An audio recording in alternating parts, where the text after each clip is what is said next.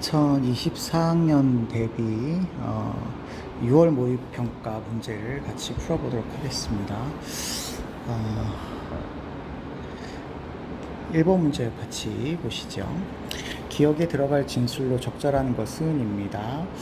나는 윤리학이 인간의 올바른 삶을 위하여 모든 행위자들에게 적용되는 도덕적 표준이나 규칙을 제시하고 정당화하는 학문이라고 생각한답니다. 자, 그러면 여기 올바른 삶을 위하여 라고 했으니까 옳음과 그름에 대한 가치 기준이 존재한다는 거죠. 그러면 규범이 존재한다 라고 하는 거고요.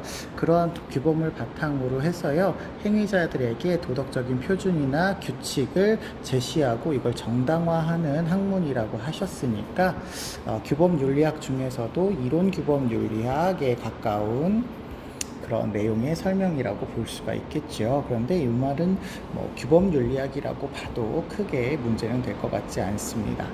그에 비해서요, 어떤 사람은 윤리학이 사회의 도덕적 현상을 객관적으로 기술하는 학문이다, 이렇게 얘기하고 있어요. 사회의 도덕적 현상이라고 하는 사실을 객관적으로 기술하는 학문이니까요, 우리 기술 윤리학이라고 할 수 있겠죠. 그러면 규범 윤리학이 기술 윤리학을 비판하는 내용을 고르시면 되겠습니다. 1번 도덕적 담론에서 도덕적 추론의 타당성 검증을 강조한다 되어 있는데요. 기술 윤리학은 도덕의 어떤 추론의 타당성 검증을 얘기하지 않죠. 기술 윤리학은 타당성 검증을 학문의 목표로 삼지 않고요. 있는 그냥 도덕적인 현상을 객관적으로 기술하는 게 목표이기 때문에 이런 부분을 강조한다고 얘기할 수 없을 것 같아요. 2번 도덕적 진술을 구성하는 도덕적 언어의 분석에 강조를 한다 했는데, 언어의 분석을 강조하지 않죠. 우리가 보통 이런 부분은 메타 윤리학이 강조하는 내용이다, 이렇게 얘기할 수 있겠는데, 기술 윤리학은 그냥 있는 대로 사실 그대로를 서술하는 그런 윤리학이기 때문에 이런 부분을 강조하지 않는다고 볼 수 있겠습니다. 3번 올바른 행위 지침을 제공하는 규범적 탐구의 중요성. 자, 요걸 강조하는 것이 바로 규범 윤리학이 되겠죠. 요런 걸 강조하는데, 서술 윤리학, 기술 윤리학은 있는 사실 그대로의 윤리학을 기록할 뿐이지, 윤리적 현상을 기록할 뿐이지 규범을 제시하지 않아요. 그러니까 간과한다고 얘기할 수 있어서 3번이 정답이라고 보시면 되겠습니다. 4번 윤리학의 학문적 성립 가능성에 대한 비판적 검토, 이걸 우리가 보통 강조하고 있는 것은 메타 윤리학이라고 하고요.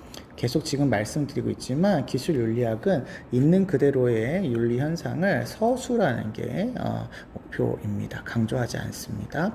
5번 도덕 문제의 발생에 대한 인과적 설명. 자, 인과적 설명, 이런 것을 우리가 과학적인 탐구 방법, 이렇게 생각해 주라고 말씀드렸습니다. 원인과 결과에 따라서 이런 현상이 왜 이렇게 일어났구나 라고 하는 것을 설명하는 것에 대한 중요성을 강조하는 게 기술 윤리학이기 때문에 간과한다고 얘기할 수가 없어서 이건 잘못된 설명입니다. 물론 우리 앞에 있는 부분이 규범 윤리에 맞냐 안 맞냐 이걸 따져봐야 되는데요, 우리가 보다 더 선명한 정답을 위해서 기술 윤리학의 입장에서 지금 말씀을 다 드렸어요. 이렇게 확인하시면 되겠습니다. 정답은 3번이네요. 2번 보지요. 갑을 사상가 입장으로 적절한 것은입니다. 갑을 먼저 보시면요, 인의예지는 바깥에서부터 나에게 녹여든 것이 아니라 내가 본래부터 가지고 있었던 것이다, 이렇게 얘기하시네요. 그러면 이렇게 얘기하시려면 인의예지의 선한 도덕성을 가지고 태어난다라고 하는 성선설을 주장을 해야 되겠죠. 우리가 유교사상가, 인의예지하면 유교사상가일 테고, 이 인의예지의 유교의 핵심 덕을 가지고 태어난다, 이렇게 생각한다고 본다면 이거 맹자 선생님이다라고 우리가 얘기해 볼 수가 있겠습니다. 자, 그래서 다만 생각하지 않았을 뿐이기 때문에 우리가 이러한 인의 예지를 찾는 그 과정을 필요로 하는 거죠. 을을 보시면 항상 백성들로 하여금 꾀를 없게 하고 욕심을 없게 해야 한답니다. 그리고 꾀가 있는 자가 있더라도 감히 무엇을 하지 못하게 해야 되고요. 무언가 하지 못하게 하는 게 좋은 거래요. 그걸 우리는 한문으로 무위라고 하면 좋겠죠. 그래서 무위라고 하면 다스리지 못할 것이 없다 이렇게 얘기하니까 무위를 강조하는 도가 사상일 거고요. 보통 이런 경우에는 노자 선생님인데 우리가 이거를 뭐 노자라고 얘기 안 하셔도 그냥 도가라고 얘기하셔도 충분하다 얘기할 수 있으실 것 같고요. 그렇다고 본다면 여기 꾀가 없다라는 건 무지해야 된다 이런 표현일 거고, 욕심이 없게 해야 된다라고 하는 건 무욕해야 된다 이런 표현일 거라고 생각을 해주시면 조금 더 수월하겠죠. 자, 그러면 갑은 유교고요. 을은 도가사상에서 살펴보신다면 서의 실천을 통해서 진정한 인간다움을 이룰 수 있어야 된다. 그렇죠? 이거는 공자 선생님이 강조하셨지만 맹자 선생님이 계승을 했기 때문에 이것도 얘기할 수 있는 표현이라고 보시면 되겠고요. 2번, 군자는 항산이 있어야만 항심을 유지할 수 있답니다. 우리가 항산을 가져야지만 항심을 유지할 수 있는 거는 군자가 아니라 일반 백성이죠. 백성. 소인 같은 일반 백성이 항산이 있어야만 항심을 가질 수 있으니까 군자와 같은 임금님은 항산을 백성에게 마련해 주어야 되는 역할을 해야 된다고 이야기하시죠. 그래서 이거는 잘못된 설명이네요.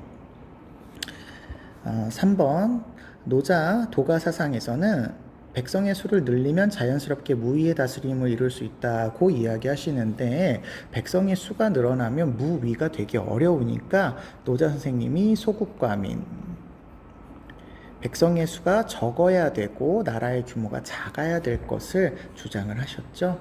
이건 잘못된 설명이 되겠습니다.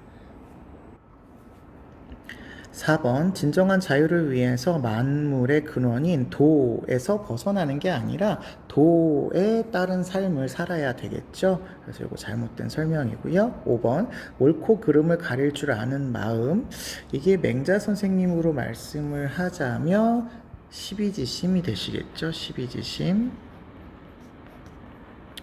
12지심이 되겠는데, 이것을 가지고 사욕을 제거해야 된다 그러시면 맹자 선생님과 같은 유교 사상가들은 동의할 수 있는 표현입니다만, 도가에서는 자연에서 입장에서 보면 옳고 그름을 가리는 것이 의미가 없지요. 그래서 분별을 하지 말아라 이렇게 이야기를 하기 때문에 이거는 도가에 대한 설명으로 맞지 않는 설명이 되시겠습니다. 사욕을 제거해야 된다라고 하는 것은 도가의 기준으로 사욕을 제거하는 것은 맞는 설명이 될 수 있지요. 앞에 부분이 틀렸고요. 정답은 그럼 1번이라고 찾아주시면 되겠네요. 3번 문제 보겠습니다. 다음을 주장한 사상가의 입장으로 적절한 것만을 보기에서 고른 것은입니다. 덕은 인간이 습득된 성질이다. 이거 우리 수업 시간에 엄청 많이 말씀을 드렸죠. 덕은 인간의 습득된 성질, 성질이라는 표현 대신에 우리가 습득된 자질이라고 하는 표현으로 많이 이야기했던 것 같고요. 계속 보겠습니다. 인간의 선을 성취할 수 있도록 하는데 필수적이고요. 덕이 그러니까 인간의 선, 인간의 목표, 목적은 결국 행복이니까요. 을 성취할 수 있게 하는데 필수적으로 필요하다라는 이야기죠. 있어야 된다. 그러면 여기까지만 보면 이게 덕윤리겠구나 이렇게 생각해 볼 수 있으셔야 될 것 같아요.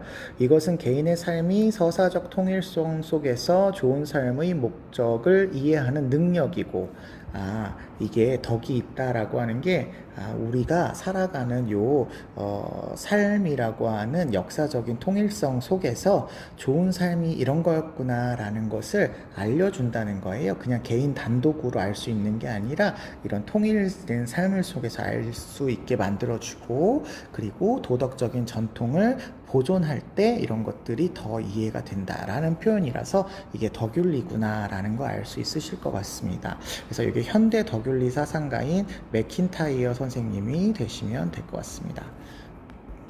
맥킨타이어 선생님 되겠습니다. 자, 그러면 기억이요. 공동체의 선보다 보편적인 도덕 원칙을 더 중시해야 된다. 이렇게 얘기하신다면 이 현대 덕윤리가 등장을 한 게 공리주의와 칸트의 근대 윤리 사상이 이 부분을 너무 강조했기 때문에 공동체의 선을 강조하기 위해서 등장했다라고 우리가 배우셨잖아요. 그러니까 이거 잘못된 표현이다라는 거 알 수 있을 것 같습니다. 자, 그 다음에 니은이요. 개인은 공동체를 벗어나면 덕을 실천하는 방법을 배울 수 없다. 그렇죠. 네. 여기 필수적이라고 되어 있으니까 이걸 선을 실천하려면 덕이 있어야 된다는 거예요. 그러면 덕은 공동체로부터 발생이 되는 거니까 덕을 실천하기 위해서는 공동체 없이는 안 된다. 이렇게 얘기를 할 수 있으셔야 되겠습니다. 약간 극단적인 표현이 나와서 우리가 조금 당황했을 수 있겠으나 충분히 덕윤리와 공동체주의적 맥락을 우리가 고려해서 생각해 본다면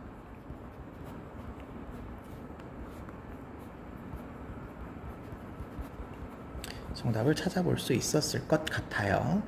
디귿, 도덕 판단을 할 때 행위자보다 행위 자체를 중시한다. 이것도 현대 덕윤리가 등장할 때 칸트와 공리주의가 행위 자체만 중시하는 것에 반대해서 행위자가 가지고 있는 올바른 도덕성, 성품, 인격 이걸 중시해야 된다라고 해서 등장한 사상이라는 걸 알고 계셨다면 충분히 문제를 풀 수가 있었겠죠. 잘못된 설명이 되겠습니다. 리을, 개인의 도덕적 정체성은 사회 역사적 맥락 속에서 형성된다. 이렇게 되어 있죠. 여기 맨 위에 보시면 개인의 서사적 통일성, 즉 도덕적 전통 이런 것 안에서 형성이 되는 거죠. 태어날 때부터 가지는 게 아니라. 그래서 이거 맞는 표현이 되겠습니다. 정답은 니은과 리을이 되시겠네요. 자, 4번 문제 보겠습니다. 갑을 사상가들의 입장으로 적절하지 않은 것은 입니다. 갑을 보시니까요.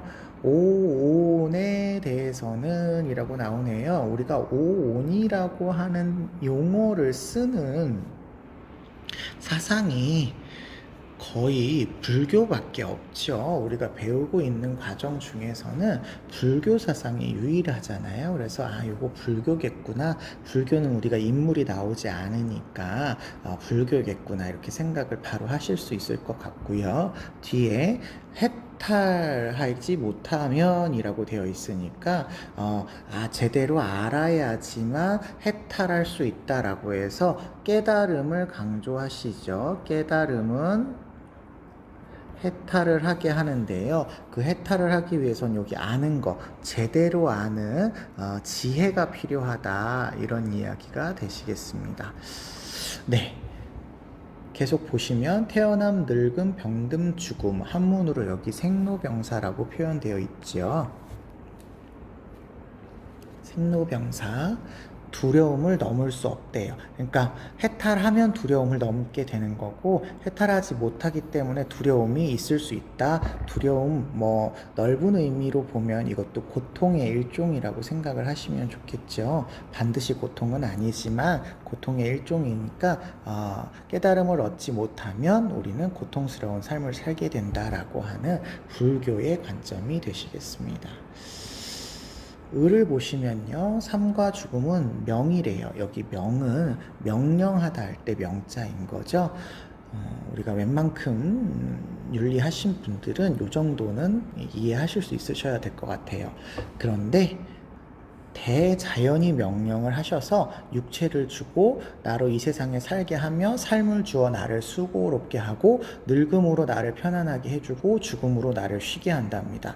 결국 그러니까 나를 살게 하고 수고롭게 하고 늙게 하고 죽게 만드는 건 이 대자연의 명령이다라고 하는 거죠. 그러면 자연에 따라서 우리가 살아야 된다라고 주장하시는 도가의 관점이고요. 그렇다고 본다면 요거는 장자 선생님의 죽음관이 되겠구나라고 생각을 해볼 수가 있을 것 같아요. 그러면 장자까지는 우리가 혹시 모르시더라도 도가까지만 알면 우리가 충분히 문제는 해결할 수 있겠죠. 1번 불교는 오온이 죽음이 해체되는 거라고 합니다. 그쵸? 불교는 오온이 이제 죽음인 거죠. 오온이 해체가 되는 게 죽음인 거죠. 그렇기 때문에 괴로움이 아니다라고 하는데요. 깨닫지 못하면 모두가 괴로움이죠. 생로병사 모두가 여기 고통이에요. 고통.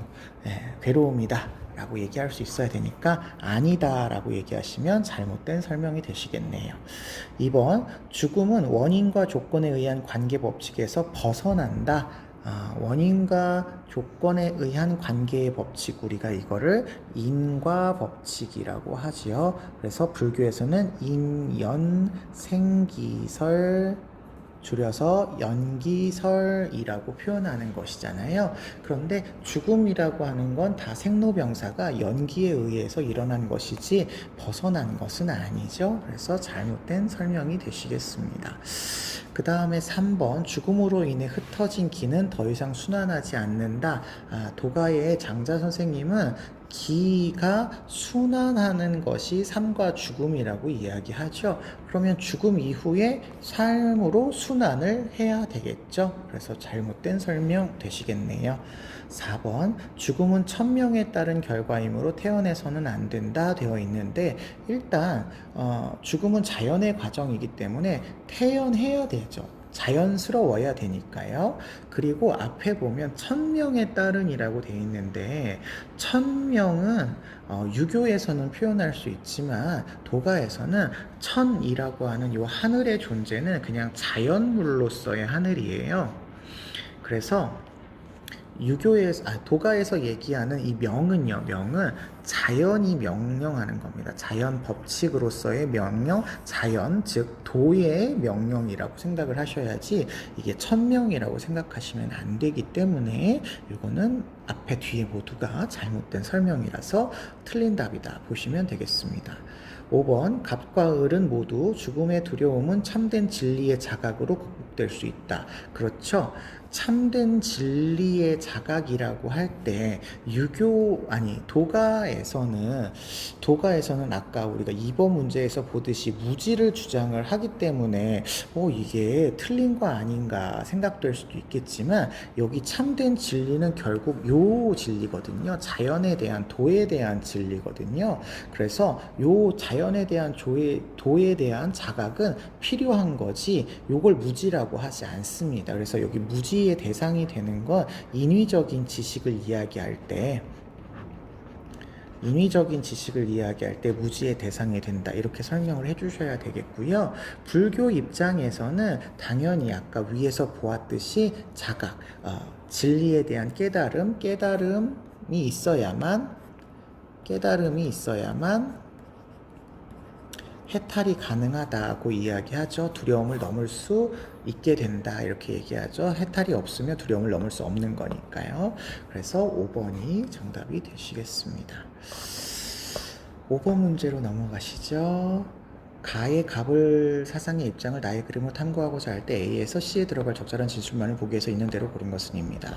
갑을 보시니까요. 시민 불복종은 그 결과의 조음에 의해서 정당화될 수 있답니다. 우리는 시민 불복종으로 인해 발생하는 법과 민주주의에 대한 존중의 감소 정도 고려해야 되는 거죠.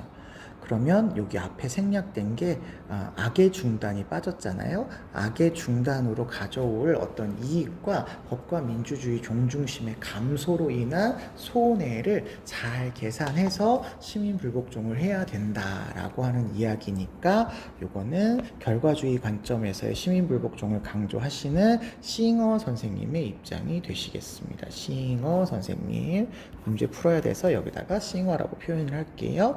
그 다음에 을 보시면 시민불복종은 시민들의 정의관에 의해서 정당화되는데 시민들의 정의관은 헌법과 사회제도 일반을 규제하는 정의의 원칙들에 의해서 지도가 된답니다. 그러니까 큰 틀에서 체제를 규제하는 이런 표현이 되겠죠. 체제를 규제하는 정의의 원칙들이 이제 정의관으로서 작용을 한답니다. 그러면 여기에 정의관은 이제 개인의 어떤 정의관이나 이런 게 아닌 차등의 원칙을 제외한 공적 정의관을 이야기하는 거구나. 다수의 정의관을 이야기하는 거구나 이렇게 기억해 볼 수 있으니까 요거는 롤스 선생님의 입장이 되시겠고요. 문제를 풀기 위해서 여기다 롤스라고 적어 두겠습니다. 자, 그러면 기억부터 보시죠. 싱어는 맞고 롤스는 틀려야 되는데요. 시민불복종인 법의 부당함을 다수에게 강요하는 행위냐라고 할 때 직접적으로 롤스가 강요하는 행위가 아니다라고 우리가 이야기하시죠. 시민불복종은 이 위에서 설명하고 있는 헌법과 사회제도 일반이 잘 규제가 되지 않고 있어 라고 하는 걸 시민에게 알리기 위해서 하는 거기 때문에 다수를 강요하지 않습니다. 그래서 틀렸고요.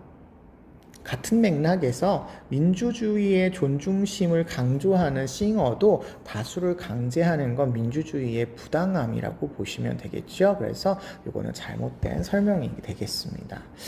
B에 해당하는 거네요. 싱어만 보시면 될 것 같습니다. 시민불복종은 민주주의적 결정을 복원하려는 시도로 이루어지는 거죠. 맞습니다. 민주주의가 잘못되어 있는 그 부분을 복원하기 위해서 하는 거죠. 여기 존중심이 강조되어야 되니까요. 복원하기 위해서 시도되어야 됩니다. 디귿, 시민불복종인 정의로운 법을 제정할 절차가 불완전해서 발생할 수 있는가? 자, 요거 롤스인데요. 롤스는 일단은 시민불복종이 일어날 수 있는 사회는 거의 정의로운 사회잖아요.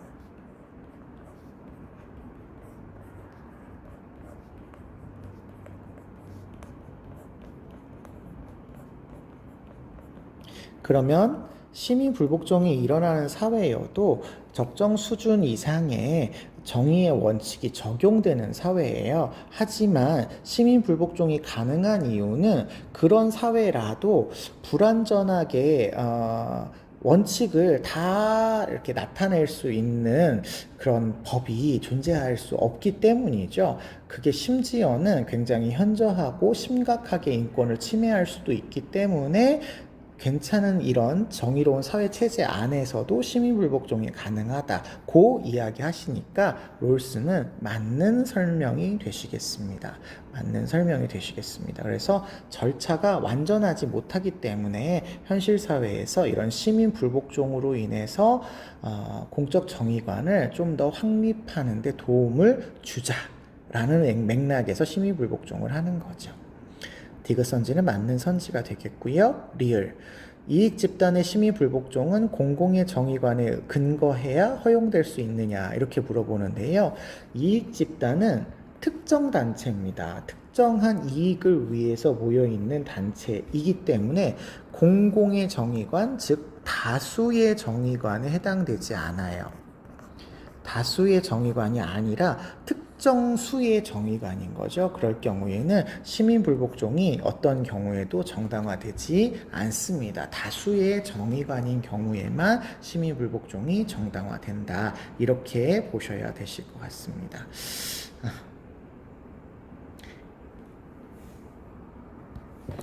네, 그래서 이런 경우에는 이제 공공의 정의관에 근거한다면 그러면 이익 집단의 시민 불복종은 다수의 정의관의 근거가 되는 거니까 이거는 맞는 설명이라고 보시면 되겠죠. 소수의 이익을 대변하는 시민 불복종이 다수의 정의관에 근거한다면 맞는 거니까요. 그래서 정답은 리을이까지 해서 5번이면 될 것 같습니다. 5번까지가 정답이 되시겠습니다. 그래서요, 중요한 점은 이 공공의 정의관에 근거하는 것이 롤스에게서는 시민불복종의 정당화 조건이다라고 하는 것을 잘 기억해 두시면 되실 것 같습니다. 자, 6번을 보시지요. 다음 주장할 사상가의 입장으로 적절한 것만을 보기에서 있는 대로 고른 것은 입니다. 전쟁 상태가 자연 상태라고 얘기하네요. 자연 상태가 전쟁 상태라고 얘기하시는 분은 우리가 배우신 분으로는 홉스 선생님 뿐이죠. 홉스 선생님 뿐입니다. 그래서 소유도 지배도 내 것과 내 것의 구별도 없습니다. 자, 여기 조금 주의를 해주셔야 되는데 소유권이라고 하는 것은 계약을 통해서 발생을 해요. 그렇기 때문에 홉스의 자연 상태에서는 소유권 자체는 없습니다. 그렇지만 자연 상태에서는 아무거나 다 소유할 수 있어요. 그러니까 자연적인 권한이 무제한적으로 허용이 됩니다. 무제한적으로 허용이 되기 때문에 이거는 나의 것이기 때문에 배타적이고 절대적인 권리가 있어라고 하는 소유권을 행사할 수가 없는 거죠. 그래서 자연 상태에선 소유권이 없는 게 맞는 거예요. 하지만 어떤 것도 다 내 것으로 이렇게 삼을 수는 있죠. 점유할 수 있고요. 지배할 수 있습니다. 예, 요거는 조금 구분해서 기억해 주셔야 되겠어요. 그렇기 때문에 우리가 요런 상태는 부정의라든지 부도덕 과 같은 것들이 존재하지 않는다, 이렇게 말씀을 드렸죠. 이러한 자연 상태 좋지 않아서 빠져나올 수 있는 가능성은 죽음의 공포와 정령과 평화 추구의 이성, 우리가 요거를 이제 자연법이라고 생각하시면 되겠어요. 죽음을 싫어하고 평화를 좋아하는 이성에 의해서 파악된 자연법의 질서인 거죠. 이런 자연법의 질서에 의해서 자연 상태에서 벗어나 계약을 맺게 된다. 이렇게 보시는 사상가라서 이게 홉스 선생님이 되시겠습니다. 자, 그러면요, 기억 보시죠. 국민은 자유와 주권자의 절대적 권력은 양립할 수 있답니다. 국민의 자유, 주권자의 절대적 권력 양립 가능하냐라고 물어보잖아요. 어쨌든 홉스는 사회 계약을 맺는 게 자연 상태보다 국민의 자유와 권리를 보장할 수 있다고 이야기하니까 뭐 크기에 있어서나 비중에 있어서 절대 권력을 가지고 있는 주권자가 엄청 큰 권력과 자유를 누리지만 양립할 수는 있다고 얘기하셔야 되겠습니다. 조금 더 쉬운 표현으로는 주권자의 절대 권력 안에서 자유를 누릴 수 있어요. 그러니까 법으로 주권자가 정하는 것 말고 나머지는 자연 상태처럼 우리가 자유를 누릴 수 있게 되는 거죠. 그래서 양립할 수 있다라고 생각해 주시면 되겠습니다. 기억은 맞고요. 니은 자연 상태에서는 생명과 자유를 빼앗길 수 있는 불의가 존재한다. 불의나 부정의나 부도덕은 어떤 기준이 존재하지 않는 사회이기 때문에 존재할 수 없습니다. 이거는 아니고요. 상위의 권력체가 존재하지 않으니까요. 자연 상태에서는요. 주권자는 평화와 공동방위를 위해서 국민의 힘과 수단을 임의적으로 이용할 수 있다. 우리가 뒤에 주권자가 국민의 힘과 수단을 임의로 이용할 수 있다라고 하는 말은 다 기억하시죠? 알고 계시는 표현이고요. 요거 평화와 공동방위라고 하는 건 사회계약의 목적이에요.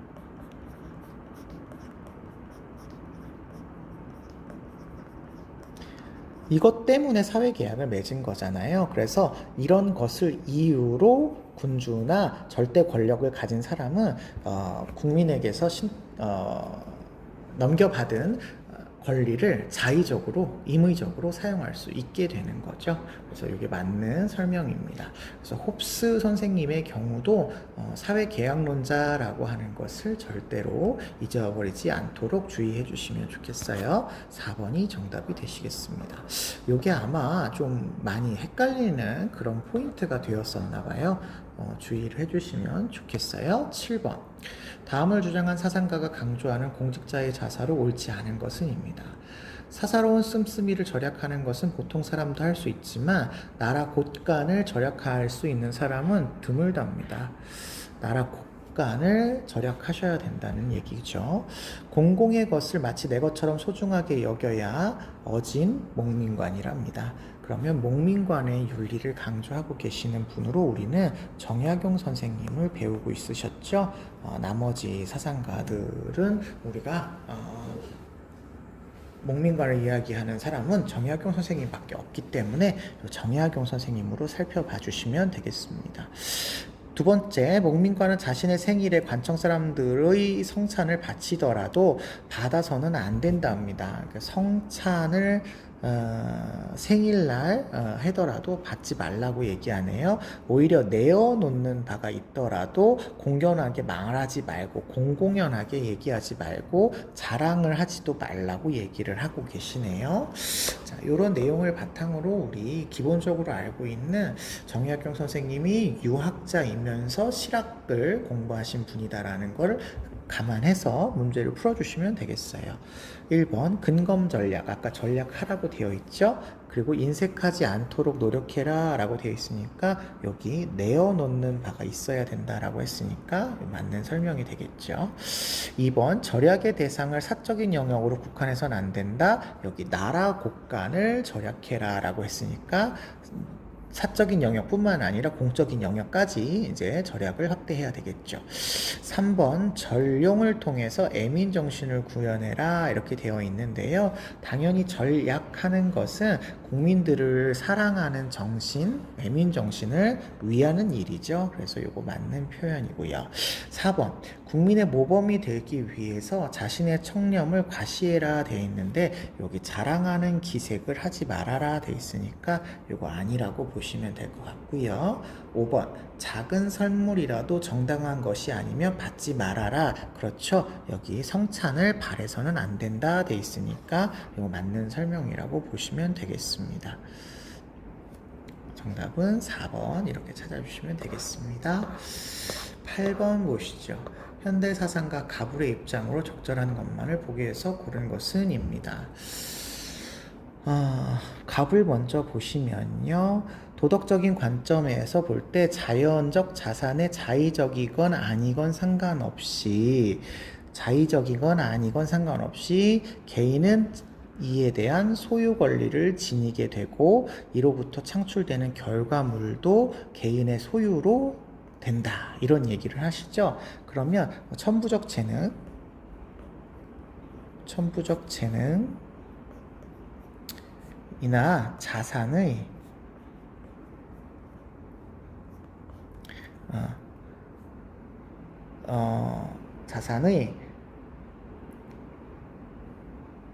개인의 소유물로 인정되는 개인의 소유물이 될 수 있다. 자격이 그냥 태어날 때부터 주어졌다. 뭐 이런 얘기죠. 나의 신체에 따라서 나타나는 거니까요. 그래서 이게 노직 선생님이 되시면 될 것 같고요. 을에서 보시면 도덕적 관점에서 볼 때 자연적 자산은 자의적이기 때문에 자의적이라네요. 우리가 보통은 임의적이라는 표현을 많이 썼고 우연하다 이렇게 했는데 자의적이라고 하는 표현도 나올 수가 있는 것 같아요. 개인은 자신의 더 큰 천부적 재능을 사회에 있어서 더 유리한 출발점으로 이용할 자격이 없다. 그러니까 여기서 중요한 건 개인의 그냥 천부적 능력이 아니라요. 자신의 더 큰 이에요. 그러니까 상대적으로 비교해 보았을 때 임의적으로 더 많이 가지고 있는 이러한 천부적인 능력을 사회에 더 유리한 출발점으로 이용할 수 없답니다. 그러니까 내 것으로만 사용할 수 없다. 우리 모두의 이익을 위해서 써야 된다. 특히 이 모두의 이익을 위해서는 사회적 약자와 같은 최소 수혜자를 위해서 써야 된다. 이렇게 이야기하고 계시는 롤스 선생님이 되시겠습니다. 롤스 선생님이 되시겠어요. 요 제시문이 굉장히 좋네요. 요거 잘 기억해 주시면 좋겠습니다. 기억력. 노직은 지능지수에 따른 분배 원리는 역사적이고 정형적이랍니다. 자, 일단 지능지수는 IQ라고 우리가 보통 얘기하죠. IQ로 분배의 원리를 삼으면 IQ가 뭐 예를 들어서 100점인 사람은 100만 원의 월급을 받으면 되고 90인 사람은 90만 원의 월급을 받고 200인 사람은 200만큼 받아야 되는 거잖아요. 그때 노직 선생님은 아시다시피 이렇게 뭔가 정해져 있는 대로 분배하는 것에 반대하시고 비정형적 원리에 따라서 분배해야 되기 때문에 IQ에 따라서 분배하는 거 정형적이라고 얘기하셔요. 그래서 요거는 뭐 맞는 설명이 될 수 있을 것 같아요. 하지만 정형적이기 때문에 좋은 분배 원리는 아니라고 대답하셔야 되겠죠. 그런데 요거는 아니죠. 역사적은 아니라요. 그냥 자연적인 자산이라서 그냥 개인에 대한 소유를 갖는 것이지 이게 역사적으로 소유가 이루어지는 과정이 있었던 건 아니에요. 그래서 이건 역사적인 과정은 아니라서 노직에 대한 설명은 잘못됐다라고 볼 수 있겠습니다.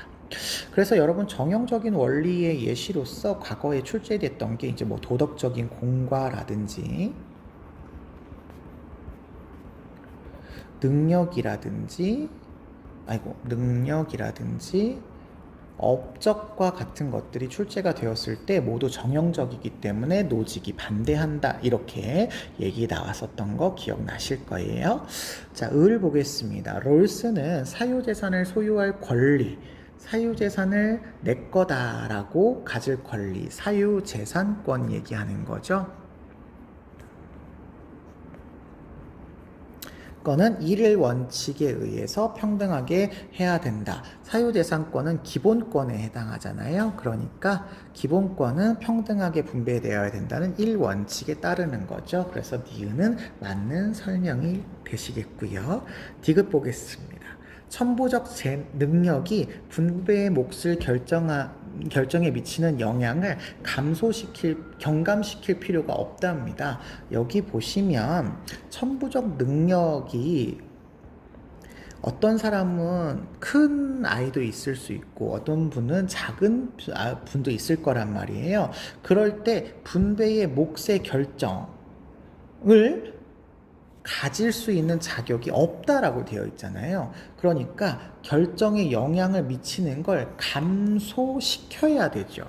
감소시켜야 되는 거죠. 내가 천부적으로 다른 아이들보다 많은 걸 가지고 태어났다라고 한다면 뭐 100만큼이고 다른 분들은 50만큼만 가졌다고 한다면 이 100만큼을 내가 다 이용할 수 있는 자격이 주어지지 않는 거기 때문에 내가 이걸 그대로 내가 분배를 받는 결정에 영향을 미치는 것을 줄여주는 역할이 필요한 거죠. 이렇게 똑같이 만들어주기 위해서 필요한 겁니다. 선생님이 보통 출발선 많이 얘기하잖아요. 달리기 경기 얘기할 때 안쪽에서 태어나신 분, 바깥쪽에서 태어나신 분이라고 하는 결정이 안쪽에서 태어나신 분이 이분보다 훨씬 더 1등을 할 수 있을 만한 자격을 가졌다고 얘기할 수 없기 때문에 이분과 이분이 공정하게 경쟁하기 위해서는 이분의 이익을 감소시키고 이분의 이익을 늘리는 얘는 8번의 이익을 늘리기 위해서 얘가 8번의 이익이 늘려지면 1번의 이익은 줄어드니까요. 경감시키는 거라고 생각을 하셔야 되는 거죠. 그래서 필요가 없다 그러시면 잘못된 설명이 되시겠습니다. 리을요. 갑과 을, 자연적, 사회적 우연성 이용에 따른 경제적 불평등은 허용될 수 있냐? 그렇죠. 일단은 노직 선생님의 경우에는 자연적, 사회적 우연성을 이용해요. 근데 제가 가지고 태어난 어떤 IQ라든지 부모로부터 물려받은 재산 이런 거는 다 부모에게서 정상적으로 물려받은 역사적이고 자연적인 소유물이기 때문에 그걸로 인해서 불평등 나타나는 거 허용될 수 있어요. 그래서 이거 맞고요. 롤스 선생님도 우연한 어떤 것을 내가 바로 가질 수 있는 자격을 갖고 있지는 않지만 조건을 동등하게 만들어 주고 나서 이용을 한다면 누구는 1등을 해도 누구는 꼴등을 해도 불평등을 허용할 수가 있어요. 그래서 여러분 이 말은 우리가 조금 어렵게 나오기는 했습니다만 이 절차적 정의와 관련된 표현입니다. 절차적으로 정의로우면 결과에서의 불평등을 허용할 수 있느냐 요 말을 조금 이렇게 풀어서 다양하게 설명한 거라고 생각하시면 조금 더 쉬웠을 것 같아요. 그래서 정답은 니은과 리을로 찾아주시면 되시겠습니다. 조금 어려운 문제이긴 했습니다. 9번 보시죠. 가의 가불병 사상가들의 입장에 대한 서로에 제기할 수 있는 비판을 나의 그림으로 표현할 때 A에서 F에 해당하는 내용으로 가장 적절한 것은 입니다. 갑을 보시니까요. 자연 상태로부터 법적 상태로의 이행은 형법을 요구한다. 우리가 자연 상태, 법정 상태라고 나왔는데 보통 자연 상태가 나오면 사회 계약이 나와야 되는데 사회 계약이 나오지 않고 법정 상태가 나왔단 말이에요. 그러면 우리가 일반적으로 알고 있는 계약론자는 아닌데 계약에 대해서 얘기하시는 분인가 보다 이렇게 생각해 볼 수가 있어야 돼요. 계속 보니까요. 살인과 달리 사형은 고통받는 인간성을 추악하게 만드는 것으로부터 벗어나게 해주니까 인간성을 존중하기 위한 사형을 허용해야 된다는 칸트 선생님의 설명이 나오네요. 그러면 이 칸트 선생님은 사회계약이라고 하는 걸 통해서 살인과 같은 형사제도가 사회계약을 통해서 나타나고 있구나라는 말을 기억해 두시면 될 것 같습니다. 우리가 사회계약의 구체적인 어떤 모습은 우리 교육과정에서 막 다루는 내용은 아니에요. 그렇기 때문에 칸트의 사회계약은 그냥 이렇게 있다라는 정도로 기억해 두시면 좋겠습니다. 그래서 사회계약을 통해서 이제 형벌이 집행이 되고 있구나, 사형이 집행이 되고 있구나. 이건 기억해 두시되 우리 예전 문제 중에서 이러한 부분에 있어서 범죄자, 살인자가 동의했냐? 이거 물어본 적이 있었거든요. 근데 살인자가 동의한 건 아니에요. 우리 로크 이야기할 때 명시적 동의, 부시적 동의 이런 거 있었잖아요. 그런 맥락에서 봤을 때 칸트의 계약은 순수 이성에 의해서 이루어지는 계약이기 때문에 살인자가 직접적으로 동의한 계약의 내용은 아니라는 거. 요거 하나 기존에 출제가 되었던 부분이 있으니까 참고해 주시고, 그럼에도 불구하고 사형은 사회계약의 근거를 두고 시행되는 것이다 라는 것을 알아두면 좋겠습니다. 칸트 선생님이었습니다. 살인자는 사회의 법을 위반했으므로 그 위반 행위에 대해서 조국의 반역자가 된답니다. 그렇기 때문에 그는 국가의 구성원이 아니므로 국가로부터 분리되어야 된다라고 해서 만약에 이분이 이제 살인을 저지르신 분이라고 한다면 사형에 처해도 되고 분리되는 과정에서 추방형이라는 것도 있을 수 있다 이렇게 얘기하시는 분이죠. 그래서 루소 선생님의 입장이 되시겠습니다. 그 다음에 병씨를 보시면 인간은 자기를 죽일 권한이 없어요. 인간은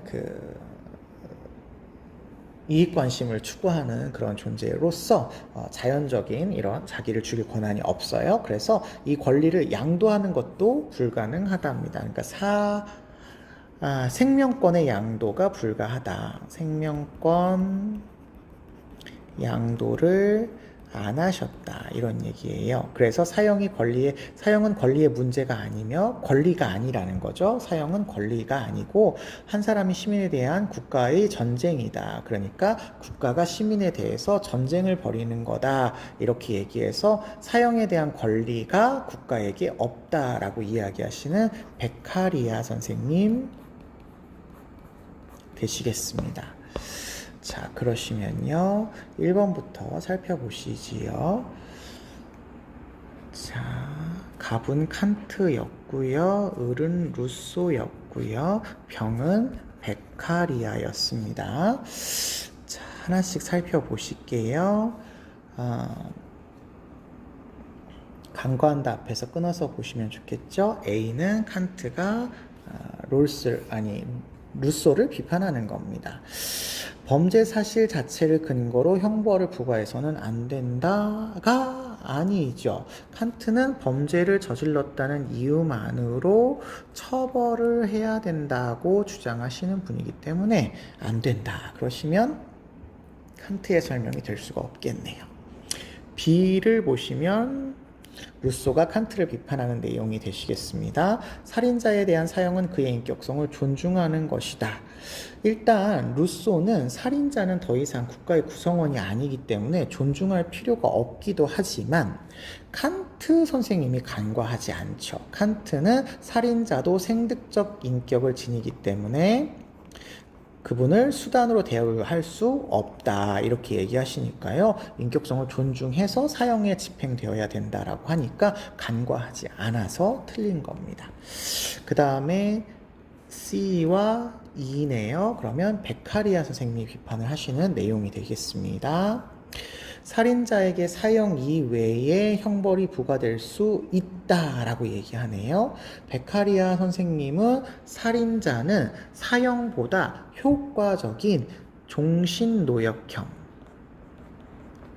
종신노역형이라고 하는 형벌을 부과해야 된다고 주장하시니까 부과될 수 있다라고 얘기할 수 있겠죠. 그런데 루소도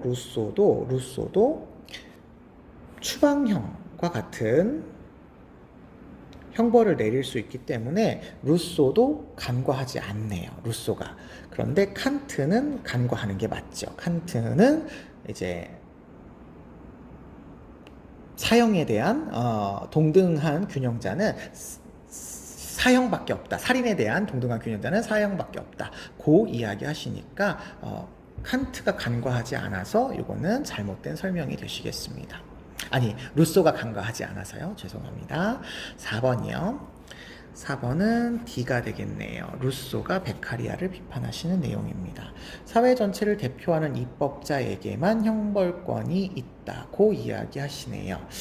자, 형벌권 잘 기억해 주시면 좋겠는데 형벌권이라고 하는 건 결국 범죄자를 처벌하는 권리이고요. 그게 입법자에게 있다라고 이야기를 한다면 루소는 직접 민주주의를 이상적인 형태로 보잖아요. 그래서 입법에 대한 최고의 권력을 모든 인민이 갖습니다.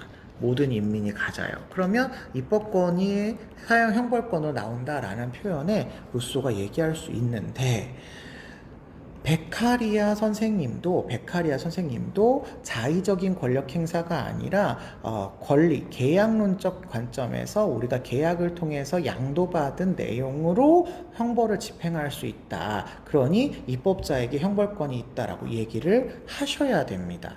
실제로 이 문장 자체가 베카리아 선생님이 하신 문장으로 유명하지요. 그래서 간과한다라고 하는 표현에서 베카리아가 간과하지 않기 때문에 옳지 않은 답이 되시겠습니다. 그럼 정답이 5번이 되시겠는데요. 자, 칸트 선생님이 베카리아를 비판하는 거예요. 살인자에 대한 사형이 사회계약에 포함될 수 있냐? 아까 말씀드렸다시피 사형과 관련된 형벌이 사회계약으로 이루어졌다라고 칸트 선생님이 얘기할 수 있어요. 하지만 베카리아는 생명권을 양도하지 않았기 때문에 사회계약의 사형에 대한 권한이 없죠. 그러니까 간과한다고 얘기하셔야 되겠습니다.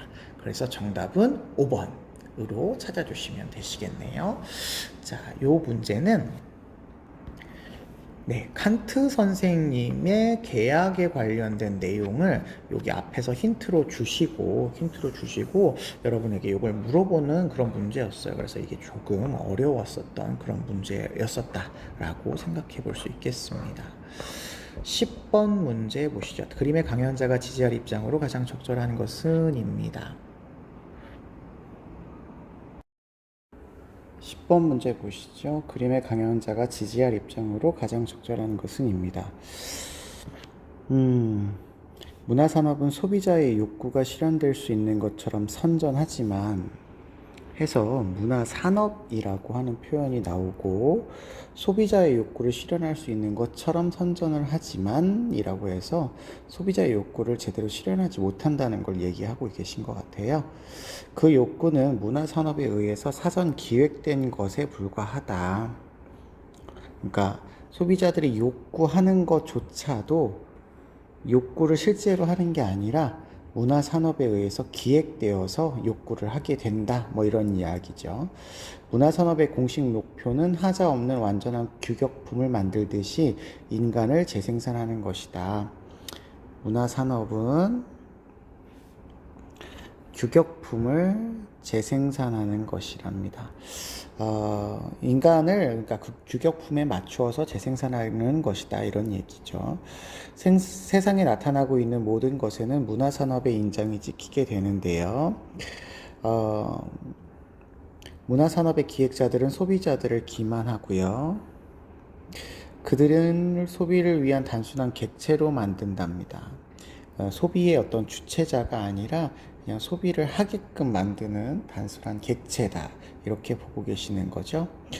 문화상품의 수용 과정에서도 예술작품의 사용 가치는 교환 가치에 의해 대체가 된답니다.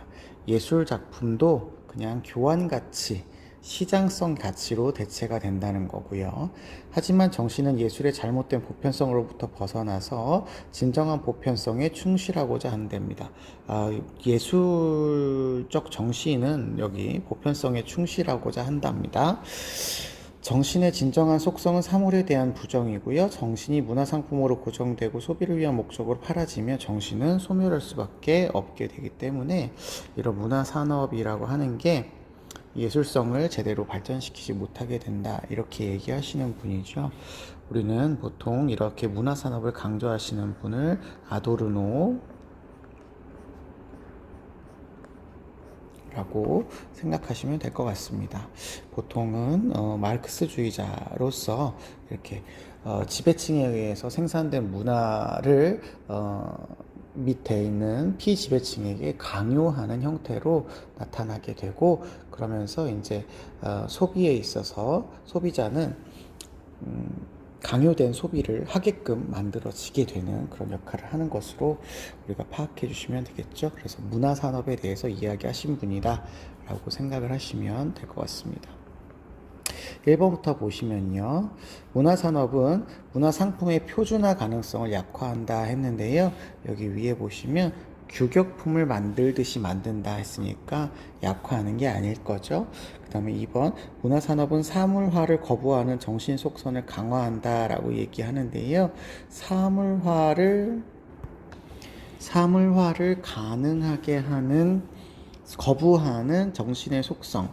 자, 여기 정신은 진정한 속성이 사물화에 대한 부정, 거부죠. 그래서 여기까지는 얘기가 맞겠는데 그걸 강화하지는 않겠죠. 정신을 소멸하게 만드는 거니까요. 강화하지는 않는다. 이렇게 보시면 되겠고요. 3번. 문화산업은 대중문화에 대한 소비자의 주체성을 훼손한다. 그렇죠. 여기 소비자를 단순한 객체로 만들어버린다 했으니까 주체성을 훼손하겠고요. 4번. 문화산업의 대중적 확산은 예술의 고유한 보편성을 고양한다라고 이야기하는데요. 보편성을 고양한다라기보다는 높인다라기보다는 규격품을 만들어서 여기 재생산하는 것 이런 것들에 이제 포인트를 두니까요. 고유한 보편성을 높이지 않습니다. 5번 문화산업은 예술작품이 지닌 경제적 효용 가치를 약화시킨다 했는데요. 예술작품을 경제적 가치인 교환적 가치로 강화하는 그런 모습이 나타나죠. 그래서 정답은 3번이라고 찾아주시면 될 것 같네요. 아도르노와 같은 이런 문제들은 거의 독해 수준의 문제로 출제가 되니까요. 이렇게 문제를 확인해 주시고 미리 한번 공부해 주시는 것 자체가 뭐 도움은 되겠지만 가능한 한 제시문을 최대한 활용해서 문제를 해결해 주시면 좋겠습니다. 11번 문제도 비슷한 그런 문제네요. 정보와 관련돼서 이렇게 정보나 이런 문화산업, 뭐 배블런이나 뭐 이런 분들을 나오시는 것들은 거의 독해처럼 제시문을 충분히 활용해서 풀어주시면 좋을 것 같아요. 다음 신문 칼럼에서 강조하고 있는 내용으로 적절한 것은 11번입니다. 정보기술의 발달로 정보가 새로운 자산으로 자리매김하고 있답니다. 정보는 물질적인 자산과 달리 자, 일단은 물질적인 자산하고는 좀 다르답니다. 소유할 수 없고 네트워크를 통해서 접속이 된답니다. 소유할 수 없답니다. 소유할 수 없다네요. 그 결과 우리는 접속의 시대를 살아가고 있고요. 접속의 시대에는 정보가 곧 돈이 된답니다. 누구든지 정보를 창조적으로 생산할 자유를 지니지만 현실에서는 정보 부자와 정보 빈자 간의 격차가 상존할 수밖에 없답니다. 누구든지 정보를 창조적으로 생산할 수 있는 자유가 있지만 정보 빈자와 정보 부자 간의 격차가 있을 수 있다. 물론 정보의 창조적 생산에는 지적 능력이 필요하고요. 또 이 능력이 평준화는 불가능하겠지만 이보다 더 중요한 요소는 정보 활용 능력이랍니다. 그래서 정보를 활용할 수 있으려면 정보에 대한 접근이 누구에게라도 똑같이 보장되어야 되고요. 정보 불평등 해소를 위해서는 정보 기술의 발달뿐만 아니라 정보 접속의 인프라를 구축하는 게 이제 선행되어야 되겠다. 이렇게 해서 리터러시와 관련된 그런 얘기를 하고 있네요. 자, 1번 보시면 정보 기술이 발달하면 개인 간의 정보의 빈부격차가 사라진다 했는데 여기 빈부격차가 이렇게 상존할 수밖에 없다라고 하니까요. 사라지지 않는 거죠. 2번 정보에 대한 평등한 접근권이 보장되어야 정보 평등이 가능하다. 그렇죠. 여기 불평등을 해소해야 되니까요. 누구라도 똑같이 정보에 대한 접근권이 보장되어야 된다라고 설명이 되어 있네요. 3번 네트워크 시대에는 물질적 재화가 더 이상 자산이 되지 못한다? 아니죠. 정보가 곧 돈이기는 하지만 네트워크 시대에서도 우리가 물질적 자산도 자산이 될 수가 있는 거다. 이렇게 얘기를 하셔야 되죠. 못하지 않습니다. 4번 정보를 창조하는 지적 능력이 정보 활용 능력보다 더 중요하다. 이것도 필요하고 이것도 필요하다 했는데 여기 이보다 더 중요한 요소라고 했으니까 뒤에를 더 강조하셔야 되겠네요. 그러면 정보 활용 능력이 훨씬 더 중요하다 이렇게 중요하다 이렇게 생각해야 되니까 잘못됐고요. 5번 정보를 생산하는 능력이 평등해야 정보 불평등이 극복된다 라고 되어 있는데 정보 접근권에 대한 평등을 이야기하고요. 정보를 생산하는 거는 직접 능력과 관련이 되어 있기 때문에 어쩔 수 없이 평준화가 불가능하다라고 되어 있어요. 그래서 이게 보장되어야 불평등이 극복되는 건 아니다 라는 설명이 위에 나와 있어서 정답은 2번으로 찾아주시면 되겠습니다. 12번 문제 보시죠. 가나의 입장으로 적절한 것은 입니다.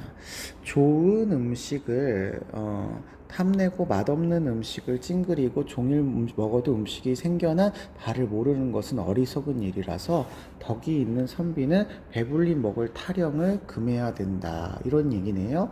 먹는 데에 있어서 덕을 가지고 먹어야 된다라고 이야기하는 유교적 맥락에서의 음식 문화를 설명하고 있는 거다. 이렇게 보시면 되겠고요. 나를 보시면 음식이 들어간 공을 생각해서 자기의 덕행이 공양을 받을 만한지를 생각하면서 음식을 먹어라. 이렇게 얘기하네요. 그러니까 음식을 먹을 때 이제 도덕적인 어떤 성찰을 하면서 음식을 공양해라, 이런 표현이죠.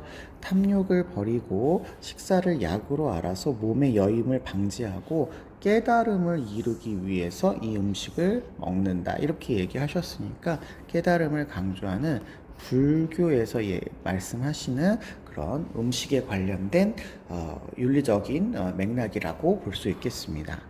자, 그러면요, 1번 음식의 탐닉을 위해서 음식이 생겨난 과정을 알아야 된다 했는데요. 배불리 먹는 타령을 금해야 된다 했으니까 음식의 탐닉을 위한다, 이렇게 얘기하시면 안 되고요. 음식을 바르게 먹는 그런 덕스러운 어떤 과정, 수양의 과정, 도덕적인 과정을 통해서 우리가 바르게 음식이 생겨난 과정이나 뭐 원인이나 뭐 이런 것들을 이제 알면서 먹으면 이런 게 도움이 된다, 이런 얘기를 하는 거라서요. 탐닉을 하기 위해서 이런 목적을 가지고 음식을 이렇게 먹는다, 음식이 생겨난 과정을 알아야 된다, 이렇게 얘기하지 않겠습니다. 2번 몸의 건강과 마음의 다스림을 위해서는 금식이 필수적이다. 여기 배불리 먹는 것을 금하라고 되어 있지 금식 아예 먹지 말라고는 얘기하지 않고 있어요. 그래서 이것도 잘못됐고요. 3번 음식이 지닌 윤리적인 가치보다 영양적 가치를 중시해라, 아니죠. 덕행, 공양 받을 만한지 생각하는 윤리적인 가치를 중시하고 있으시죠. 5번 음식을 먹는 태도가 아니라 음식에 들어간 노력이 중요하다. 물론 여기 음식에 들어간 공을 생각하라고는 했습니다만 이게 음식을 먹는 태도에 해당하죠. 그래서 음식을 먹는 태도도 중요하고 음식에 들어간 공, 노력도 중요하다, 이렇게 얘기해야 될 것 같습니다. 잘못된 설명이네요. 5번 음식을 먹는 행위는 수양을 통해서 조절되어야 된다. 그렇죠. 여기 유교에서도 음식을 덕 있게 먹으려면 이게 조절이 필요한 거고요. 깨달음을 위해서 음식을 먹는 거니까요. 그리고 탐욕을 버리라고 이렇게 되어 있죠. 그러니까 둘 다 동의할 수 있는 표현이라고 볼 수가 있겠습니다. 5번 되시겠네요. 13번입니다. 다음을 주장한 사상가 입장에서 문제 상황 속 A에게 제시할 조언으로 가장 적절한 것은입니다. 인류의 존속, 우리가 인류의 존속에 대해서 말씀하시는 분이 있으셨었죠. 기억해 주셔야 되고요. 부정적 방식으로 강력해진 기술 문명의 시대에 있어서 우리는 모두 1차적 책임이다. 여기 우리 모두는 보통 이분이 표현하실 때 인류를 이야기하시는데요. 현 세대 인간이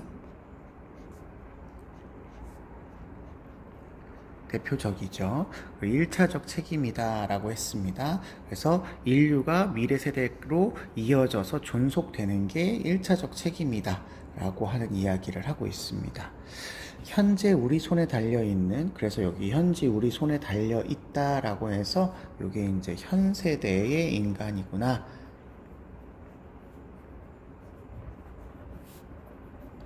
라고 하는 걸 우리가 확인해 볼 수 있죠. 지구 생명은 그 자체로 우리의 보호를 요청할 권리를 가지고 있어요. 이분이 또 특이하게 인류의 존속이 목적이지만 지구 생명 그 자체로도 권리를 지닌다, 이렇게 얘기를 하고 계셔요. 그래서 이분은 이게 지구 생명, 그러니까 생태계가 내재적 가치를 지닌다고 이야기할 수도 있겠고요. 이 요청은 미래 세대에게도 해당된다라고 해서 미래 세대에도 권리가 있다, 이렇게 이야기를 하고 계시는 거죠. 그러면 이분은 요나스 선생님이구나 라고 우리가 확인해 볼 수가 있겠습니다. 문제 상황 보시면요. A는 핵분열을 유도할 수 있는 지식과 기술의 권위자인데 정부로부터 핵무기 개발을 요청받고 A는 핵무기 개발할 것인지를 고민하고 계시답니다. 과학자의 책임에 대해서 물어보는 거네요. 과학자의 책임에 대해서 어디까지 책임을 져야 되느냐라고 이야기할 때 요나스는 무한 책임을 좀 강조하죠. 그러니까 과학자가 내적인 책임뿐만 아니라 외적인 책임, 즉 인간이 미래에 생존하는 것을 보장하기 위한 그런 책임까지 모두 포괄해서 책임을 지게 됩니다. 그래서 요나스의 책임은 일어난 일에 대해서도 책임을 지지만 일어나기 전에 사전적인 책임도 지고요. 예상할 수 있는 책임도 책임져야 되지만 예상할 수 없는 책임도 책임의 범위에 다 들어간다. 이렇게 우리가 생각을 하셔야 되겠고, 책임의 권리를 주장할 수 있는 존재는 현재 세대뿐만 아니라 여기 지구 생명, 미래 세대를 포함하고 있기 때문에 이 현재 세대 인간만의 일방적인 책임이다라고 하는 것도 우리가 기억해 주시면 되시겠네요. 자, 1번 보겠습니다. 인류의 존속. 그쵸? 이게 목적입니다. 인류의 존속을 위해서 과학기술의 힘을 억제해야 한다라고 이야기하고 있습니다. 이 억제해야 된다라고 하는 게 이제 윤리적인 성찰이 필요하다, 윤리적인 책임이 필요하다, 이런 표현이기 때문에 이게 맞는 거다 생각하시면 될 것 같고요. 2번, 과학기술의 장기적 결과의 위험성보다 단기적 효과를 고려해라. 장기적 결과, 단기적 효과 모두 고려하지요. 그렇지만 앞으로 인류가 생존할 걸 생각한다면 장기적 결과를 훨씬 더 고려해야 되겠죠. 그 다음에 3번, 객관적인 사실을 다루는 과학기술의 인류의 나침반이다. 과학기술이 윤리의 나침반이다. 그러면 과학기술을 많이 발전하면 윤리적으로도 도덕적인 거다. 이렇게 돼버리는 거니까요. 이렇게 생각하지는 않으시다. 이렇게 생각해 볼 수 있겠죠. 4번, 환경 파괴는 과학기술의 발전을 위해서 불가피한 대가다. 아니에요. 인류가 책임을 잘 지는 태도를 통해서 환경을 파괴하지 않고 인류가 생존할 수 있게끔 그런 건강한 개발을 해야 된다고 주장을 하시는 분입니다. 5번, 도구적 이성이 과학기술 개발과 활용을 주도해야 된다. 도구적 이성이 아니라 성찰하는 이성이어야 되죠. 네, 이게 주도하는 게 아닌 거죠. 그래서 정답은 1번이다 라고 찾으시면 되겠습니다. 14번 문제 보겠습니다. 갑을 사상가들의 입장으로 적절한 것만을 보기에서 고른 것은입니다. 고통받는 사회들만 원조가 필요하다고 이야기하시네요. 이렇게 딱 고통받는 사회라고 원조의 대상을 정하신 분은 한 분밖에 안 계시죠. 우리 롤스 선생님입니다. 원조의 목표는 고통받는 사회들이 질서정연한 국제사회 구성원이 되게 하는 것이 목표예요. 이게 원조의 목표죠. 원조의 궁극적인 목표다. 이렇게 얘기할 수 있겠습니다. 이런 목표나 차단점을 넘어서면 원조는 필요 없다. 원조의 차단점이 존재한다. 그 이야기 하셔도 이거 롤스 다 해당될 수 있는 설명이고요. 을을 보시면요. 절대 빈곤이 매우 나쁘답니다. 그래서 우리는 그에 상응하는 도덕적으로 중요한 일을 희생시키지 않으면 절대 빈곤을 감소시킬 힘이 있다면 인류 복지 최대화를 위해 우리는 마땅히 그렇게 해야 된다. 자, 그러면 맨 마지막 문장에서 이거는 도덕적인 의무인데요. 조건이 두 가지가 있죠. 도덕적으로 중요한 것을 희생시키지 않는 조건, 절대 빈곤을 감소시킬 수 힘이 있다라는 조건, 요 두 가지 조건에 따른 의무다. 그래서 절대 빈곤의 해소는 절대적인 것은 아니다. 이렇게 얘기해 볼 수 있겠고요. 여기 인류 복지를 최대를 보장하는 것, 요게 이제 이분에게서는 원조의 궁극적인 목적이다. 이렇게 얘기해 볼 수 있겠습니다. 그러면 이분은 싱어 선생님 되시겠죠. 자, 그러면요. 롤스부터 살펴보지요. 롤스는 공격적인 사회. 우리가 보통 이 공격적인 사회는 무법국가를 이야기합니다. 무법국가. 네, 무법국가는 자원이 매우 부족해도 원조의 대상이 아니다. 그렇죠. 고통받는 사회만 원조의 대상이 되기 때문에 원조의 대상은 고통받는 사회고요. 고통받는 사회는 팽창적이지 않은 그런 사회이죠. 그래서 이거 맞는 거다 생각해 주실 수 있겠고요. 니은이요. 싱어는 절대 빈곤 감소를 위해서 원조는 예외 없는 도덕 의무다 했는데 아까 말씀드렸지만 절대적인 어떤 의무는 아니에요. 절대적인 의무는 아니고 이 두 가지 조건에 상응하는 의무인 거죠. 디귿 원조는 이익평등 고려의 원칙에 따른 전 지구적 의무다. 그렇죠. 이익평등 고려 원칙에 따라서 세계 시민적 의무로서 부과되고 있는 거죠. 그래서 친소를 구별하지 않고 가까운 나라 먼 나라 구별하지 않고 평등하게 고려해 줘야 된다. 이렇게 말씀하고 계십니다. 리을 갑과 을인데요. 원조 대상의 경제력은 원조 결정의 고려사항이 아니다. 일단 싱어 선생님에 있어서는 원조 대상의 경제력이 중요하죠. 복지를 증진시키는 게 목적이고 고통을 감소시키는 게 목적이기 때문에 고려사항이 아닐 수가 없죠. 그렇고 롤스 선생님 입장에서도 절대 빈곤을 고려하지 않으시지는 않기 때문에 고려는 한다 이렇게 볼 수 있으셔야 돼서 아니다가 롤스에서도 틀렸다. 그래서 선생님이 수업 시간에 말씀드릴 때 이 두 분의 공통점으로 경제력, 경제의 요건, 경제 요건도 고려하고 정치 요건도 모두 고려한다. 이렇게 말씀을 드렸던 것 같습니다. 공통적으로요. 자, 그러면 정답은 2번 기억 디귿이 되겠네요. 15번 보겠습니다. 갑을병 사상가들의 입장을 나의 그림으로 표현할 때 A에서 D에 해당하는 적절한 진술만을 보기 위해서 고른 것은입니다. 갑을 먼저 보시니까요. 목적론적 삶의 중심으로서의 유기체 이렇게 나오네요. 그러면 이 유기체는 우리가 보통 생명체로 우리가 얘기하고요. 생명체는 인간 플러스 동물 플러스 식물까지를 이야기를 하고 있죠. 그러면 생명 중심주의 사상가로서 목적론적 삶의 중심으로 이 생명체를 보고 계시는 분이다. 그러니까 테일러 선생님이 되실 것 같습니다. 그분은 이제 의식이 있든 없든, 왜냐하면 식물은 의식이 없으니까요. 있든 없든 자신을 보존하려고 하는 자신만의 독특한 방식으로 고유의 선을 실현하려고 하는 그런 지속적인 경향을 가진 생명체는 목적론적 삶의 중심이라서 도덕적인 권리도 있고 존중의 대상으로 삼고 있습니다.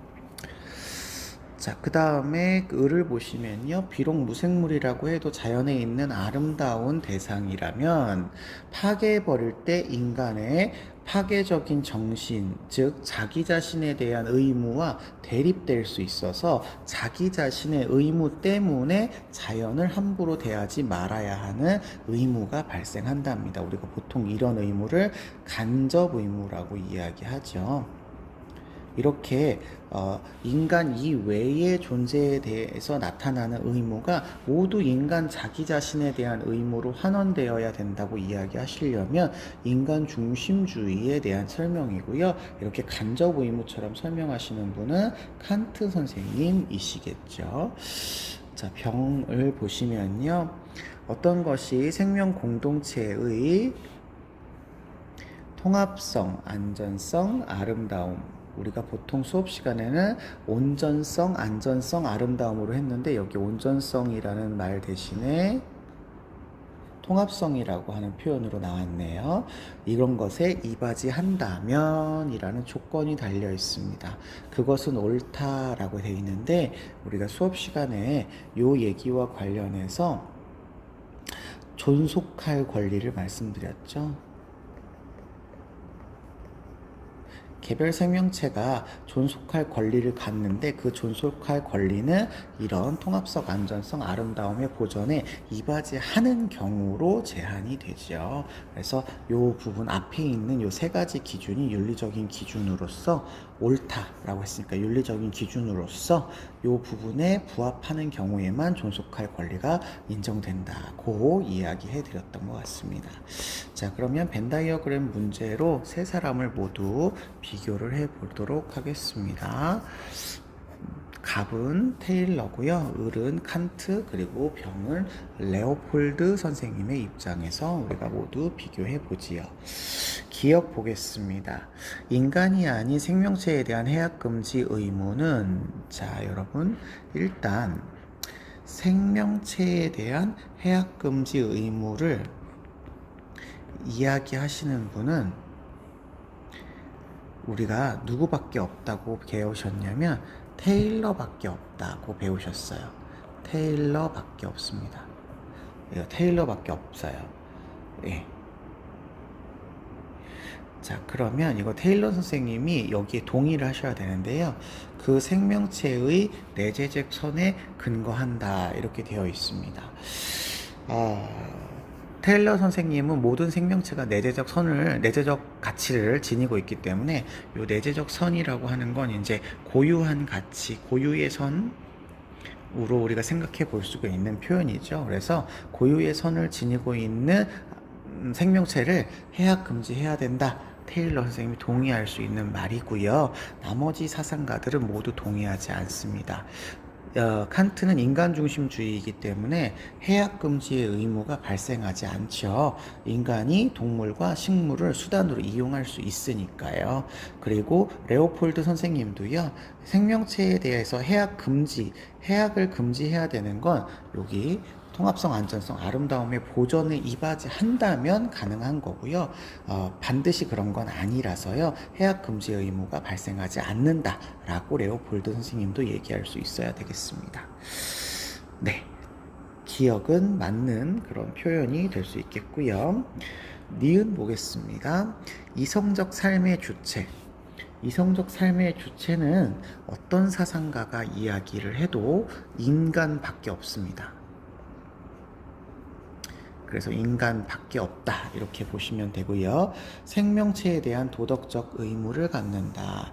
자, 여기 뭐뭐에 대한이 나왔어요. 생명체에 대한이 나왔으면 이 생명체의 직접 의무다 이런 이야기가 됩니다. 직접 의무를 지닌다 이런 얘기거든요. 그러면 이거는 테일러 선생님이 틀리는 거고요. 생명체까지 보는 테일러는 맞고, 칸트 선생님은 틀리고 테일러는 맞고, 레오폴드는 무생물까지 보니까 맞는 거죠. 그래서 칸트는 틀리고 테일러와 레오폴드는 맞다 이렇게 보셔야 돼서요. 이게 지금 갑과 병의 공통점 D에 들어가시면 되시겠네요.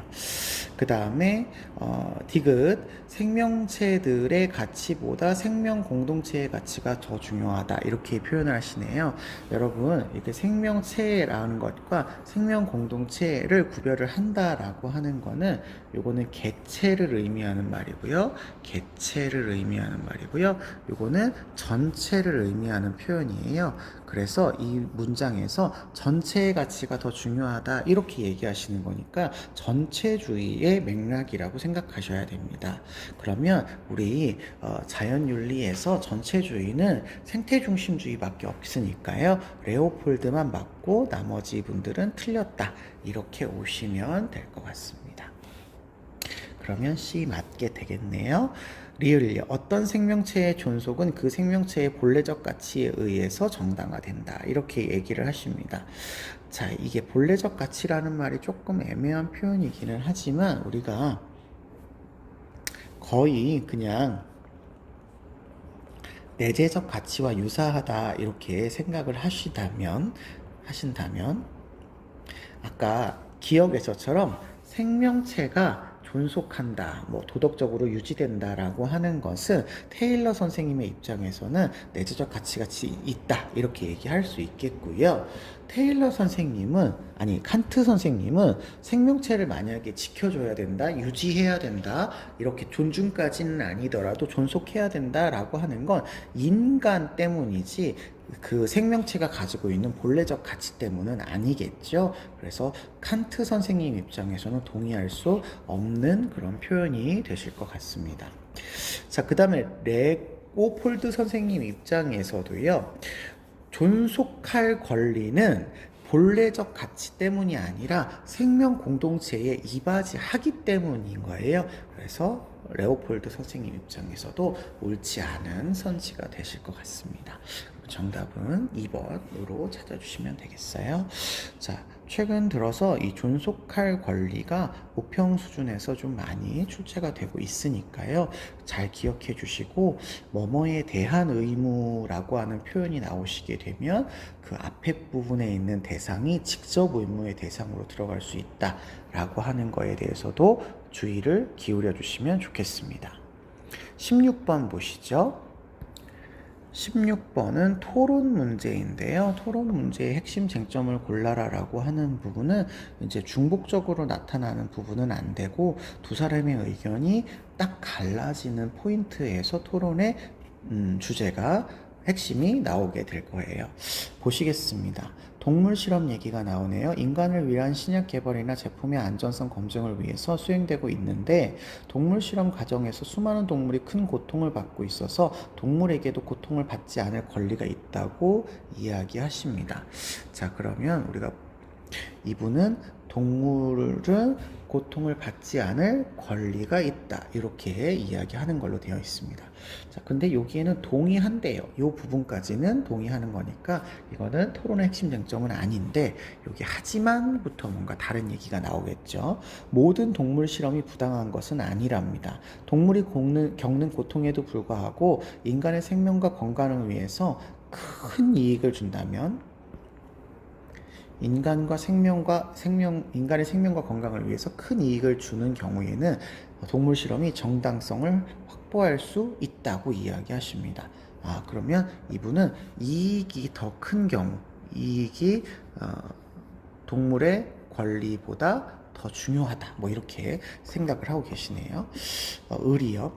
그런데 갑을 보시니까 동물 실험이 인간에게 큰 이익을 줄 수 있지만 인간의 이익이 동물 실험을 정당화할 수 없답니다. 그러니까 이익 때문에 동물 실험이 정당화되는 것은 아니랍니다.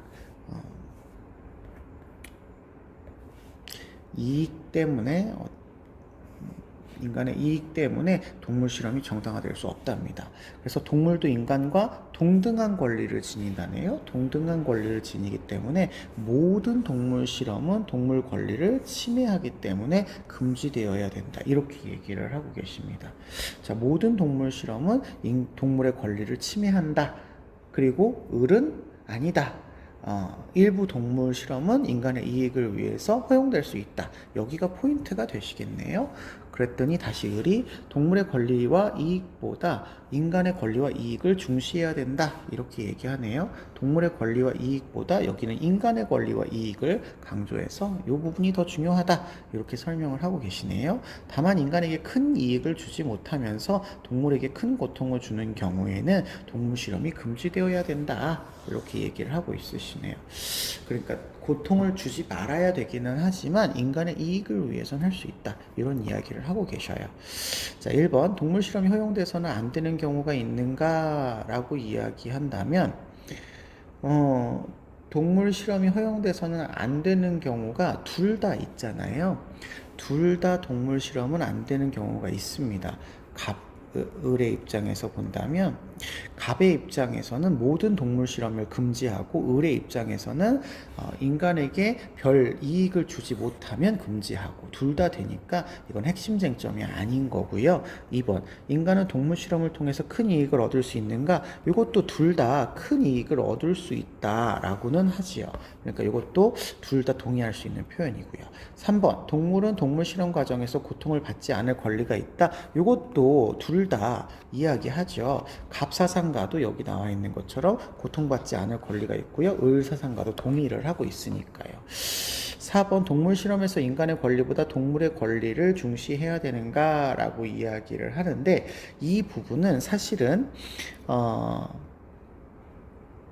을은 강조하고 있고 갑은 강조하고 있지 않은 내용이기는 해요. 그런데 지금 이게 핵심적인 쟁점이라고 보기는 다소 어려움이 있습니다. 인간의 권리보다 동물의 권리를 중시해야 되는가가 핵심적이다라고 얘기하기는 조금 어려운 것 같고요. 5번 인간의 이익이 동물 실험을 정당화하기 위한 근거냐라고 하는 게 이제 갑은 반대고 을은 맞다 이렇게 얘기하고 있어서 지금 핵심적인 쟁점은 5번이 맞는 거다 이렇게 생각을 하시면 되실 것 같아요. 사실 어떻게 생각을 하면 4번도 비슷한 맥락이 될 수 있는데 이런 문제는 이 토론의 핵심 쟁점을 고르는 문제이기 때문에 어느 한 사람이 맞고 어느 한 사람이 틀리다라고 하는 주장을 통해서 토론의 핵심 쟁점을 고르는 게 아니라 이 분들이 갈등하고 있는 주요한 요지가 뭐냐를 따라서 핵심 쟁점을 골라야 되기 때문에 이건 4번보다는 5번이 조금 더 정답에 가깝다고 할 수 있겠습니다. 17번 보시죠. 문화 문제가 나오셨네요. 자, 사회 통합을 위해서 비주류 문화와 주류 문화를 주류 문화에 편입시켜서 융합해야 된다. 그래서 국가 구성원 전체가 공유하는 통일된 정체성을 확보해야 된다고 이야기하시면 이거는 동화주의 관점인 거죠. 동화주의의 관점인 거고요. 동화주의는 비주류 문화의 정체성을 인정하지 않고 주류로 흡수되어서 하나로 통합되는 것을 목표를 하고 있습니다. 그에 비해서 나를 보시니까 이민자의 고유한 문화 자율성을 존중하고요. 유지합니다. 그리고 그래야 진정한 사회 통합이 이루어질 수 있다고 보고 문화의 다양성을 대등하게라는 건 주류와 비주류로 구별하지 않는다라는 얘기입니다. 구별하지 않고 수용해서 다양한 문화를 평화적으로 공존해야 된다. 우리가 보통 샐러드 볼 모델처럼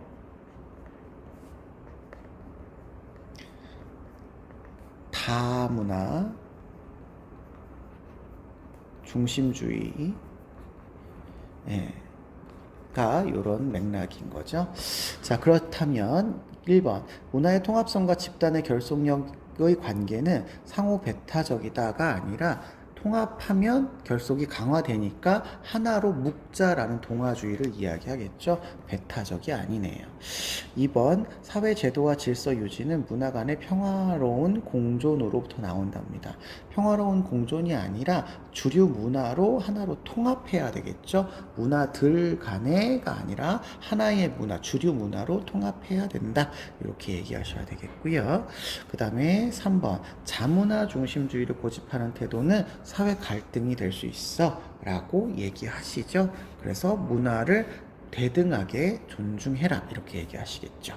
4번 주류 문화로 통일된 문화 정체성은 사회 발전의 원동력이 된다? 아니에요. 주류 문화로 통일되는 걸 강조하는 건 동화주의고요. 각각의 고유한 정체성을 인정하자라고 하는 게 다문화가겠죠. 5번 사회 통합을 위해서 문화 간 차별 없는 정책과 관용이 필요하다는 건 여기 다문화주의가 이렇게 얘기할 수 있겠고요. 동화주의는 주류 문화로 통합해야 된다 이렇게 얘기를 해야 되기 때문에 동의할 수 없을 것 같습니다. 정답은 3번 되시겠네요. 18번 보시겠습니다.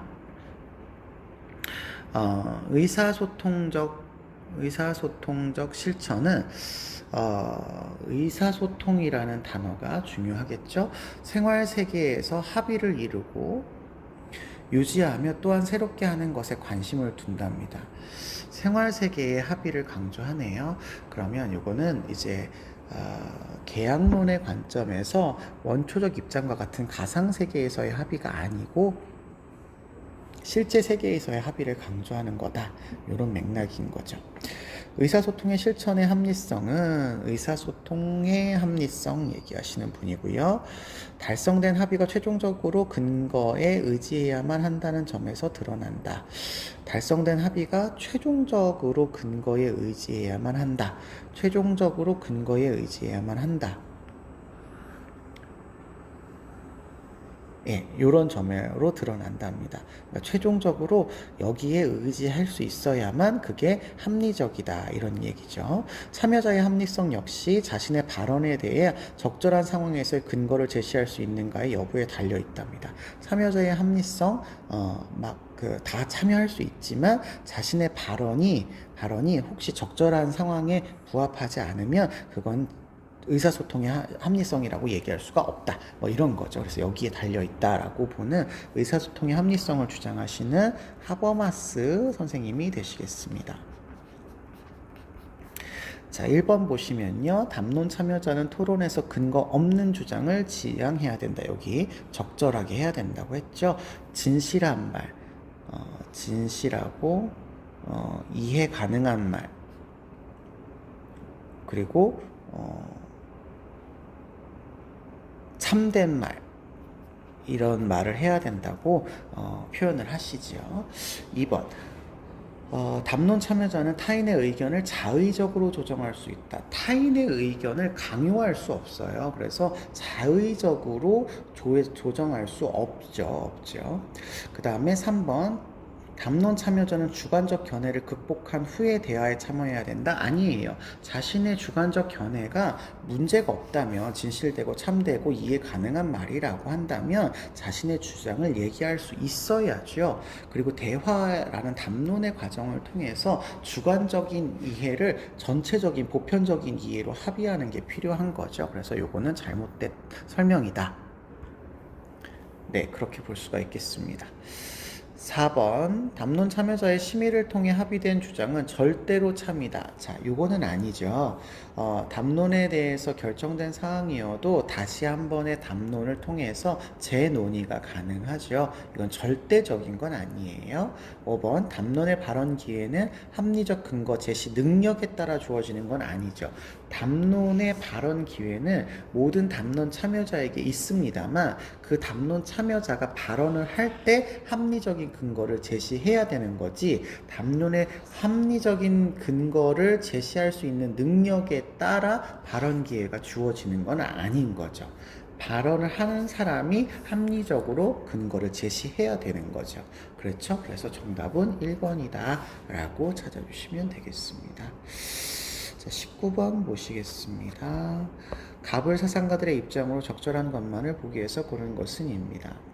이기적인 본성을 지닌 인간처럼 국가의 권력도 극대화를 추구한다고 이야기하네요. 인간의 본성이 이기적이기 때문에 국가의 이익을 극대화를 추구하는 이기적인 성향이 나타난다라고 근거를 두고 있는 국제관계의 설명이네요.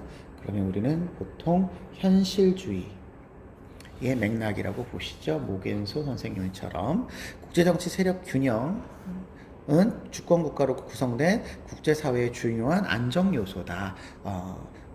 국제사회를 안정화시키기 위해서 세력 균형이라고 하는 방법을 쓸 수 있다. 이런 얘기가 되겠죠. 자, 을 보시면 국제정치에서 국가들은 서로 하나의 인격체로 대하고 무력과 기만을 근절해야 평화를 예비할 수 있답니다. 그러니까 무력과 기만하는 행동을 하지 말아야 하는 예비 조항이 있다. 라는 얘기죠.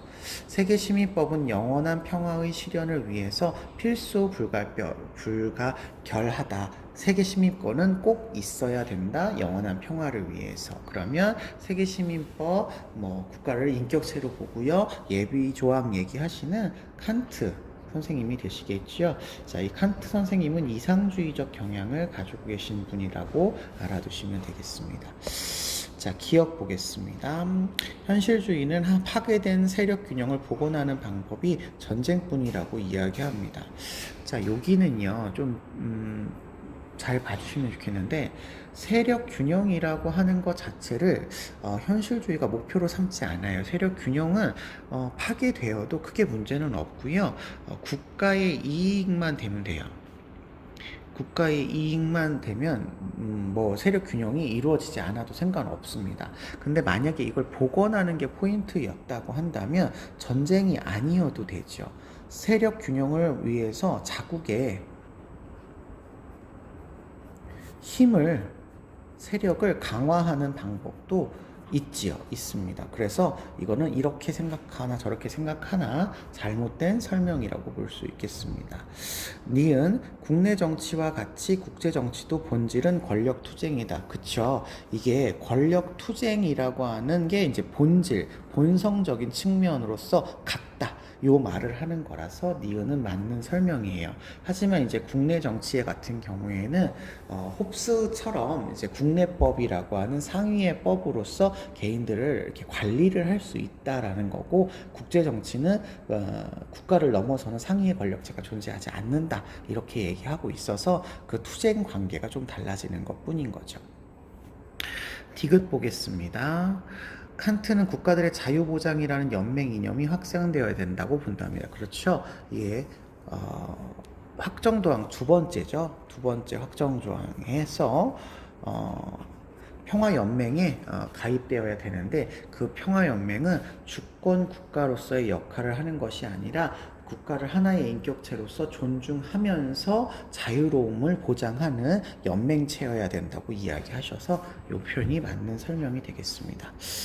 리을요, 평화 실현을 위해서는 국가 간 협력이 유일한 방도이다.